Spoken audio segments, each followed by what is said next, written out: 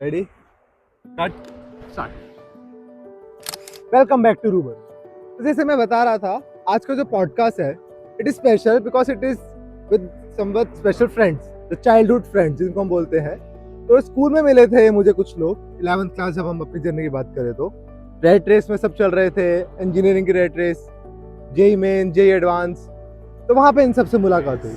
And इस बार finally हमारी वो जो ग्रुप ट्रिप होती है, सो कॉल्ड, जो चैट से निकल के बाहर रियलिटी में आती है, तो this is happening the first time. And here we will understand their journey, their life, their career and about what their thinking is. तो स्टार्ट करते हैं। तो पहले मैं फटाफट से इंट्रोड्यूस करता हूँ आपको। तो सबसे पहले हमारे साथ यशिक और विजय, ये दोनों का एक साथ कर रहा हूँ भाई, शॉर्ट क्लिप्स रख रहा है। यशिक और विजय दोनों बेंगलोर में ही जॉब करते हैं। And coming to Vivek and Tanish, तो ये फरीदाबाद में ही रहते हैं। जॉब वर्क फ्रॉम होम या फिर अभी स्टार्ट होने वाली। तो व्हेन वी सॉरी, तो अगर तो बोल देता कुछ तो कर रहे हैं, ये दोनों फरीदाबाद में रहते हैं। ये लोग लाइफ में कुछ नहीं कर रहे होंगे भाई। तो ये लोग लाइफ में कुछ नहीं कर तो बहुत कुछ रहे हैं। बिकॉज अगर हम बात करें तो मैं बार बार बोल रहा हूँ, 0.1% लोग ही होते हैं who are able to crack somewhere in life to become good engineers, be it JEE Mains, JEE Advanced और कैट का एग्जाम, जो कि one of the toughest exam माने जाते हैं सारे। तो इन सब ने कहीं ना कहीं वो क्लियर करा है, आगे बढ़े हैं लाइफ में, कहीं ना कहीं पहुंचे हैं। तो let's understand about their creamy layer, what they are doing in life. तो सबसे पहले हम यशिक से स्टार्ट करते हैं। अगर प्लीज पास द माइक। तो यशिक, अभी इंडिविजुअल पॉडकास्ट की बात वो अलग है। अभी अगर हम एज ए यशिक की जर्नी को समझे about in general of life, because you have also been working as a engineer for a very long time. तो what do you think life of an engineer is, so called engineer? College के बाद जब you started your journey as a Wipro, right? तो विप्रो से start करा था। तो वहाँ पे जो ऑडियंस से मिले, बिकॉज विप्रो का भी हमें सबको पता है कि वो वायरस चलता भी रहता है जब वेरी बिग ऑर्गेनाइजेशन। तो उसके अलावा how would you tell about life of an so called engineer, जो हम रील्स वगैरह देखते हैं, मीम्स वगैरह भी चलती है, not your life also as an engineer, but आपने जो अपने आसपास देखी। I think engineer can be, यार मैं बहुत गंदा बोल रहा हूँ। हाँ, एक मिनट। मुझे लगता है इंटरव्यू नहीं है। हाँ भाई, इंटरव्यू लग रहा है भाई। नहीं बट भाई, हाँ काट दिया। हाँ, मुझे लगता है इंजीनियर इंजीनियरिंग के अलावा बाकी सब कुछ कर रहा है।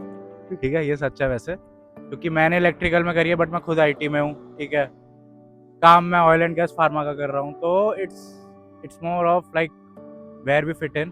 तो और मुझे लगता है कि इंजीनियर बस ये है कि हम स्मार्ट वे में थोड़ा सोच लेते हैं।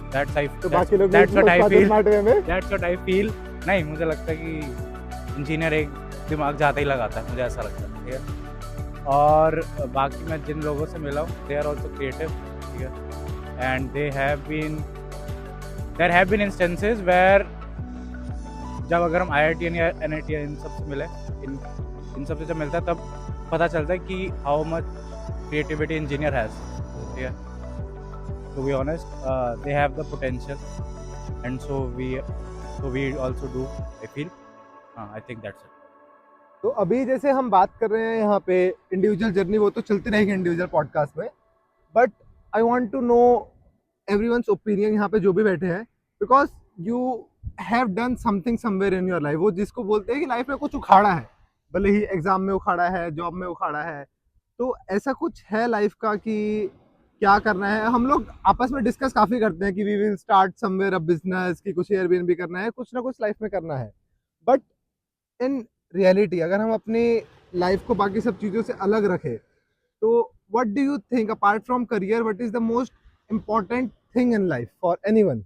विजय, अपार्ट फ्रॉम करियर और जो हम बोलते हैं कि so called successful life, what is I guess important? for me it's mostly travel only. So मैंने हमेशा देखा है कि अगर आप 2 महीने अच्छा काम करते हो तो एक महीने आपको एक ट्रैवल और एक ट्रिप तो बनती है, राइट? एंड काम तो देखो करना ही है। 35 हो गया, 40 हो गया, you are working here, you are working somewhere. उसके बाद may be you are going to business, you are shifting your, as Yashik mentioned, engineering really shift their profession, right, very frequently. So anywhere you go, I think the only constant apart from work and all is travel, right? Because at the end जितना आप travel करोगे उतने you will have stories, right? आप जितने लोगों के साथ travel करोगे आपको दूसरे का नेचर पता लगेगा, एंड आपके लिए बहुत ईजी होगा सामने टू नॉट जज समवन, आई वुड से, तो सामने किसी को कोई नया पर्सन आ रहा है उससे इंटरेक्ट करना, and what what they are insecure about and all, थोड़ा सा पहले से जान लेना, सो दैट मतलब जाने ना जाने में आप you won't hurt them and all. तो ये सारा पर्सपेक्टिव एक्सपीरियंसेस आई थिंक आपको ट्रैवल से ही मिलते हैं।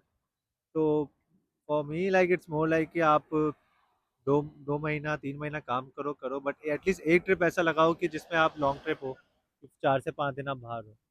And travel is not about कि like you are covering places, mostly आपका रहता है कि आपको स्लो ट्रैवल ज़्यादा बेटर रहना चाहिए। आप 2 घंटे एक जगह बैठे हो, आप 1 घंटा फोटो निकाल रहे हो, बट मेक श्योर कि आप 1 घंटा चिल कर रहे हो, बिकॉज आई नो कि 1 घंटा आजकल फोटो निकालना इंपॉर्टेंट है विजय के लिए, ये तो हम सब देख चुके हैं। नहीं, इट इज मतलब वो तो बात देखो यार, आप आए हो दूर तो you you want to click some photo, but just don't make it like that कि you are just going there clicking photos and just going back.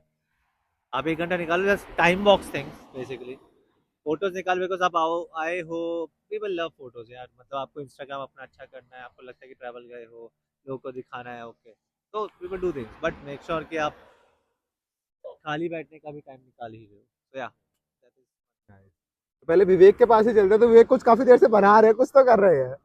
तो विवेक सैंड से खेल रहे हैं, कुछ बना रहे हैं, क्या रहा है अभी माइंड में? कुछ नहीं भाई, बस ओसीडी है तो ऐसे ही कुछ ना कुछ हाथों को करने के लिए चाहिए होता है, तो वही कर रहा हूँ, और तो कुछ नहीं। ऑलराइट, तो एक बार विवेक माइक देंगे। हाँ भाई। तो अगर हम बात करें, अभी हम यहाँ पे बैठे हैं, एक मॉर्निंग तो नहीं बोलेंगे बिकॉज अभी थोड़ा सनराइज धूप भी आ रही है। तो अभी इमोशंस की अगर हम बात करें, टैनिंग इम्पोर्टेंट है यहाँ पे। यहाँ पे ने सनस्क्रीन नहीं लगाया है। Unfiltered conversation. तो यहाँ पे आते हैं, तो कामनेस, अगर हम इमोशंस की बात करें, मैं because somewhere being from the psychology field, वो मुझे लगता है कि हम उसके बारे में कई बार बात नहीं करते, या फिर इन जनरल अगर हम उसके बारे में बात करें तो तनिष्क, मैं आपसे पूछना चाहूंगा कि how do you share your emotional side to anyone, या वो इजी रहता है, या वो कैसे क्या रहता है एज अ मैन, अगर हम यहाँ पे बैठे हैं तो। कुत्ती पकड़ के लाल कर देता। Yeah, so if I talk about emotions, now emotions are very creative thing, and it's mostly because as a man we are not allowed to share our emotions. But I feel it's more important to share those emotions first with the friends, and then maybe if you want to share with other person or other girl or something if you want. But I think emotions are a part of life, and if you are not, if you don't have any emotions, then it doesn't make sense for you to do anything at all, because you will not feel happy, you will not feel guilt, you will not feel sad. So I think emotions are a big part of our life. And apart from that, if I talk about man, and if he wants to share his emotions, for example, let's say two cases with friends or with girls. With friends, men mostly share emotions and they just chill and hang out and just casually say the most weirdest thing in their life to those friends and all. But if I talk about girl side, men doesn't want to share the soft spot, I'll say, to the girl, just because it, in the back of the mind, everyone feels here, if I show my soft spot, then she might think that uh, I'm not that good, or I'm not that mature itself. So that's why we don't generally share those emotions with females. But yeah, if I want to take a conservative feedback over here, then the best thing a man can do, if he literally seriously want to share some emotions and all with let's say X person, it can be a female or it can be man, just say it out loud in a casual way and then see their reaction. And if you like it, if you think that the other person is mature enough to handle your emotion, then it's good. If not, then you can just say it's a joke. So I think that's the learning I have with emotions. Those who have feelings, not all of us. अगर यशिक से ही हम बात करें, अभी emotions की जैसे हम बात हो रहे हैं, तो everyone has seen a lot of ups and downs in life, ठीक है? तो उसमें do you think Yashik it's a space to share with your friends? मतलब कभी ऐसा हुआ है कि you have shared your dark side, और जो जब आप डाउन फील कर रहे हो तो उसमें फ्रेंड के साथ, मेल फ्रेंड्स के साथ अगर हम नॉर्मली बात करें तो व्हाट वाज योर पर्सपेक्टिव कि how do you usually share, या you go to your female friends और not to anyone? How do you react if you are comfortable in sharing here? Mhm. No, I think in my downfall, I have tried sharing, but the reaction did not come out as expected. So I stopped. Okay. Do I have? I will say that that time I have shared. It's not like I haven't shared. I shared to some stranger only. It's not friends, and that worked out pretty well. I will say that time. But after that, I stopped. And to be, you are just asking about me. I don't share to anyone, and not with, even not with you guys, not with any of my friends. It's like, it may sound harsh, but it's the reality. I'm not getting opened up to, sharing too much, because I feel, my guy, because because I feel that it may sound as, you know like, they might people might take it as a fun, and they have take it in a fun way, which I did not like it. Okay, so personally I feel it's, I won't share to anyone, any time it will तो come. इसके लिए क्या हम लोग कुछ कर सकते हैं एक स्पेस बनाने के लिए? Do you think where one person can easily share? या ऐसा होता है कि कभी रोना आता है कि अपने दोस्तों के सामने, या कंट्रोल करते हो अगर आता भी है तो क्या रहता है?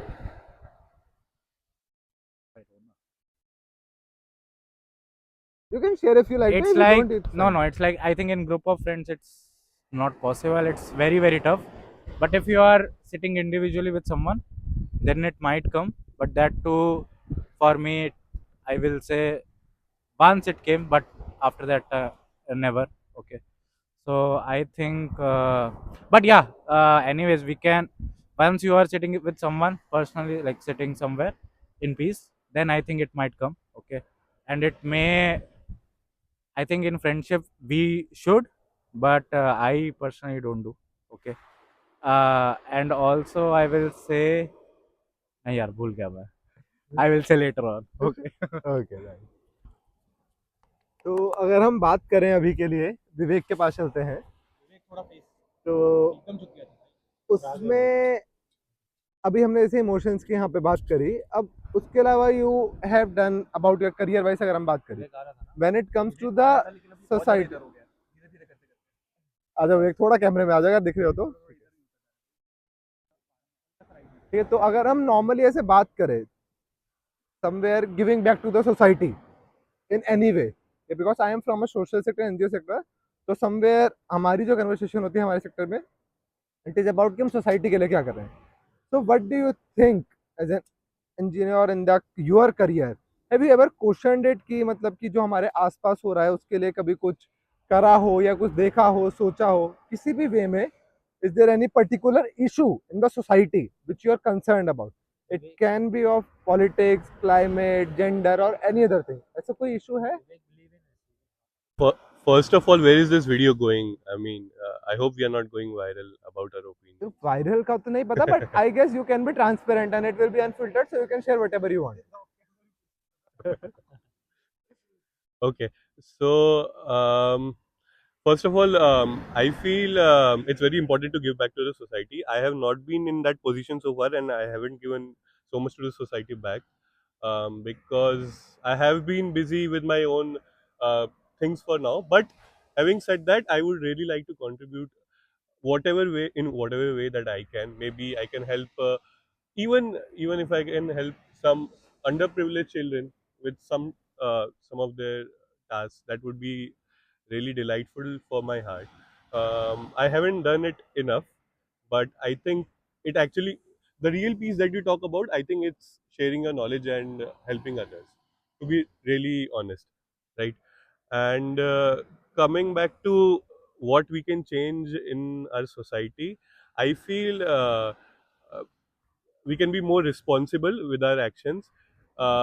In the past, we have seen that mostly in India, we take our public things, I mean, our public assets for granted, right? So we don't respect it as much as we should. So moving forward, I think that is one place that we as a newer generation, Gen Z, the next upcoming Gen Alpha should work upon is respecting public assets, and I think treating everyone with respect that is also very important because it's a very common phrase, but people don't involve that in their daily lives. So yeah. तो मैं विजय और तनिष से पूछना चाहूंगा एक चीज, जैसे because they also know me from a very long time, मैं सोशल सेक्टर में काफी टाइम से बात कर रहा हूँ। तो Vijay, what do you understand by NGO social sector? होता क्या है, वो करता क्या है अकॉर्डिंग टू यू? डोनेशन के काम नहीं आता sir. This is what I So- want to understand your definition of this. NGO क्या है या सोशल सेक्टर या फिर कुछ भी, एनजीओ से हम जो समझते हैं वो है क्या?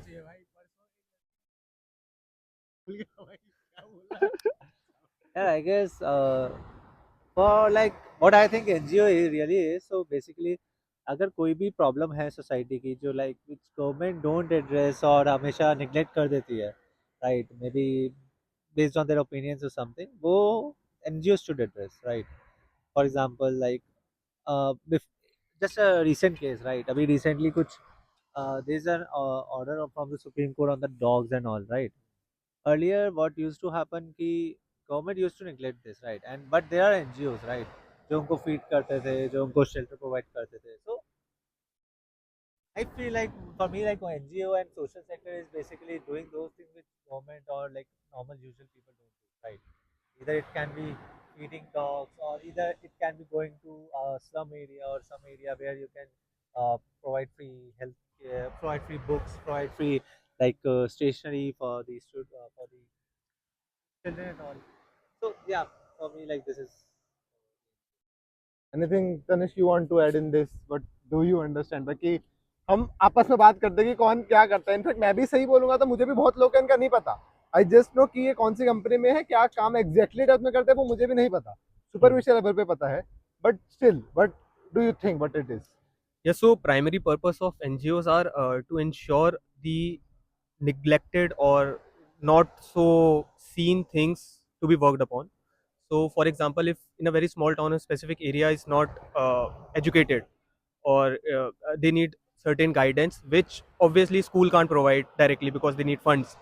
Uh, so they can take help with the NGO to provide the best education at the minimal cost for those areas, for let's say slum areas, so that it's overall betterment for the society, because eventually those students will grow up and become something or somewhere. So the part where small schools are not able to provide a certain level of education, that needs to be fixed. In that area I think NGOs are pretty much working and they are pretty good at that. So yeah, like small things which are being neglected, or maybe they don't have enough funds or anything like that, they just want the best suitable option with the minimal cost because they don't have fund. So then I think they reach out to NGOs so that they can provide those education and they can provide the necessity to children, or maybe let's say old age people or anything like that. So that's my understanding of NGOs. So I will just add up here for all of you, क्योंकि मैं चाहता हूँ कि you also know and you should also aware other people also कि आप भी कैसे join कर रहे हो, कैसे वो कर सकते हो। तो बेसिकली अगर मैं, क्योंकि मैं खुद अगर मैं अपनी बात करूँ जहाँ से मैंने अपनी मास्टर्स करी है, शायद मैं आप लोगों को भी अपने घर वालों को भी नहीं समझा सकता कि एग्जैक्टली मैंने मास्टर्स करी किस में और क्या पढ़ाई होती है उसमें। तो अगर मैं शॉर्ट में बताऊँ तो यू समवेयर आर राइट कि मतलब वो चीज़ें करते हैं, बट वो एक छोटा सा पार्ट है उस चीज़ का। ऐसा नहीं है कि जो काम गवर्नमेंट नहीं कर पा रही वही एनजीओ करते हैं या सिर्फ एक अंडर प्रिविलेज या वहीं पे करते हैं। तो एक एनजीओ या सोशल सेक्टर बोले तो हम बहुत सारे कॉजेज होते हैं सोसाइटी में। एक अगर हम बात करें कि जेंडर डिस्क्रिमिनेशन हो गया, फॉर एग्जांपल छोटी चीज़ हो गई या बड़ी चीज़ हो गई, क्लाइमेट चेंज हो गया, और जैसे डॉग्स एनिमल्स के ऊपर वर्क हुआ, डिसेबल पीपल के ऊपर, तो बहुत सारे ऐसे सोशल इश्यूज हैं जो हमारी सोसाइटी में होते रहते हैं। तो बेसिकली एनजीओ या फिर सीएसआर जो होता है, कॉर्पोरेट सोशल रिस्पॉन्सिबिलिटी, उनका काम होता है किस वे में हम थोड़ा लोगों को अवेयर कर सकते हैं, थोड़ा सोसाइटी में एक पॉजिटिव इम्पैक्ट बना सकते हैं ताकि सबको इक्वालिटी मिले। जो लोग जैसे अंडर प्रिविलेज स्टूडेंट्स की हम बात कर रहे हैं, उनको आगे आगे फंडिंग के थ्रू कैसे भी अपॉर्चुनिटी मिल सके किसी भी वे में। तो in case if anybody is interested also, you guys also should understand कि हम कैसे वॉलंटियर्स कर सकते हैं, because somewhere the society needs people like you to come join in whatever manner you can. It's not only about कि आपको donate करना है। एनजीओ से सब समझते हैं कि हम डोनेशन करते हैं, वो पैसे देते हैं, कुछ वो करते हैं, but it's up to you. Income tax का फ्रॉड होता है। हाँ भाई, अभी मैंने पढ़ा वो लेट्स नॉट गो देयर। तो वही हम सबकी ओपिनियन एजम्पशंस अलग अलग है, तो वो एक डिस्कशन हो गया सोशल सेक्टर के अराउंड। तो हमने थोड़ी इमोशन साइड के बारे में बात I think करी। ये बोलिए। Thank you so much. एक जस्ट चीज़ ऐड करना चाहूँगा, जो ये एनजीओ वाला टॉपिक चल रहा है, आई थिंक रिसेंटली इंडिया में काफ़ी डेवलपमेंट्स हुए हैं। सो अभी मैं ऐसे ही I was going through Instagram reels, तो एक मेरे को एक अक्षय पात्रा फाउंडेशन के बारे में पता चला। तो वो क्या करते हैं कि जैसे जनरली लोग क्या करते हैं, बर्थडे पे कुछ ऐसा करना चाहते हैं ना, कि कभी कभी लड़कों को जनरली ऐसा हो जाता है कि after a point of time क्यों सेलिब्रेट कर रहे हैं बर्थडे, राइट, क्या पॉइंट है उसका।